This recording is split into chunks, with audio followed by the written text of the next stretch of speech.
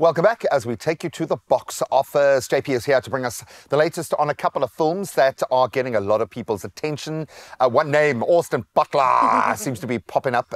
He's the kid, man. I think everyone's been wanting to see more of him. Yes. Great to have you back in the hot seat. Carissa. Yes, please. Between the two of you, having a moment, I became a third wheel instantly because of your Austin Butlering going on over here. As a straight man, I can admit he's a very handsome boy. Hey, man. And he played Elvis. I mean, hello. Come on. He absorbed. He absorbs and exudes. Elvis, yeah. I think he channels Elvis, maybe is a good way.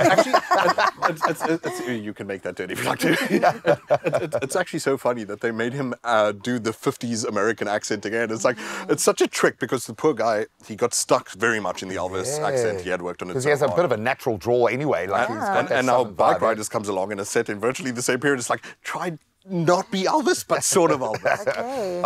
That being said, the Bikeriders, Tom Hardy, a couple of big names in there. Take us through this movie. Is it brilliant? Yes, so aside from Tom Hardy, you also got Jodie Comer. I would recommend The Last Duel, which she was brilliant in with Ben Affleck and Matt Damon by Ridley Scott, but that's another movie altogether. The Bikeriders is a true story about the photographer Danny Leon came up with a book that is one of these iconic Americana sort of photography compendiums of just the biker lifestyle. But look, let's have a look at the scene itself of what the toughness all meant, what the brotherhood of the colors meant, and all that kind of thing in the Bikeriders out today. What's that think he is? Hey! You can't have those colors on in here. You my brother, Bozo?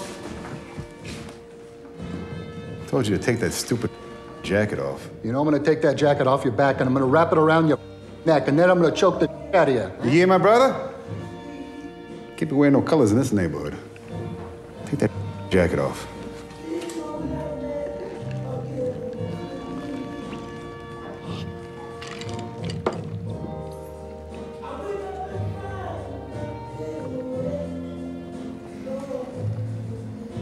What?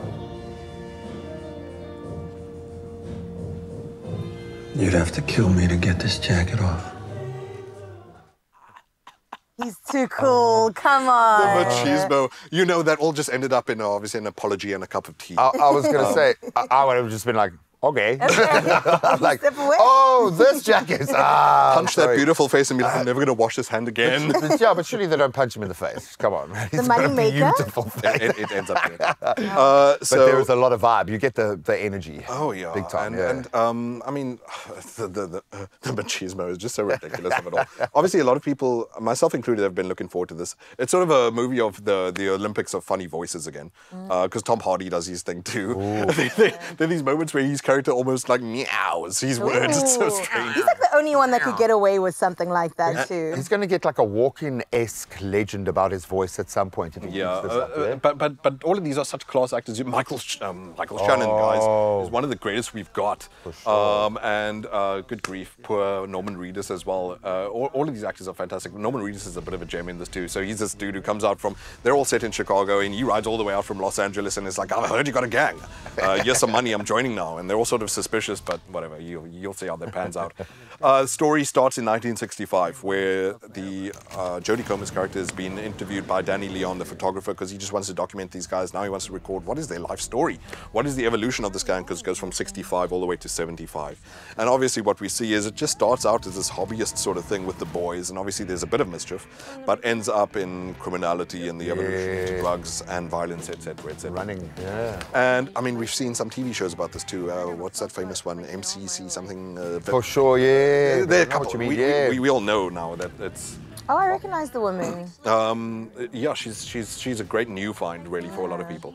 But so Tom Hardy is the leader of the gang, Johnny, who wants to pass things over to Benny because he sees a spark in him, and the spark is just snap violence whenever it's needed, whenever it's called for. And especially as he starts to see stuff like Vietnam veterans start coming back from the war when they got their own hang-ups and issues and PTSD, that's starting to mutate the club too much. Johnny starts to feel like he can't handle it possibly, wants to hand it over to Benny. Benny's reluctant, he's just there for the love of the bikes. But that brings into tension his relationship with his wife as well, who wants him at times to get out, but also loves him for his love he has of things.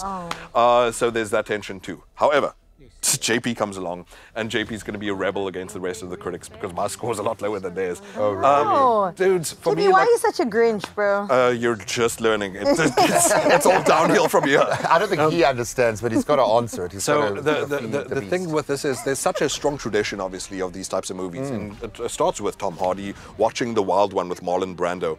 And so you could have introduced there this idea of, this guy having this romantic idea of the biker what it versus should be, rubbing yeah. against real life. Right. But that doesn't sort of come in. That dynamic could have been very interesting. The Disneyland idea of biker versus what you actually have to do when you get it out into the dirt of the thing.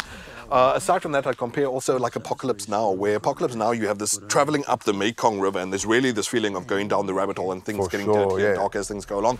This doesn't do that as well.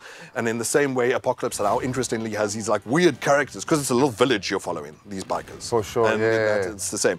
And to have these sort of strange little side guys spring out and have their own like streaks and niches would have been more fun if you colored that village a bit better. But it really doesn't hit those markers for me either.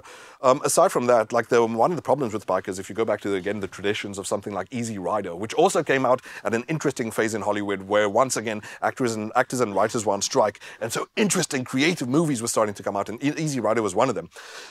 Bike riding and that culture is such an interesting thing because how do you film it? How do you contain it? It is something that wants to be or uncontained. reproduce it. Yeah, for sure. So they had all this possibility of interesting things they could have done. Sure, these are good actors, but for me, it's a bit droog. So let's have a look at a moment I did giggle at, though, as a chase not necessarily going as planned in The Bikeriders.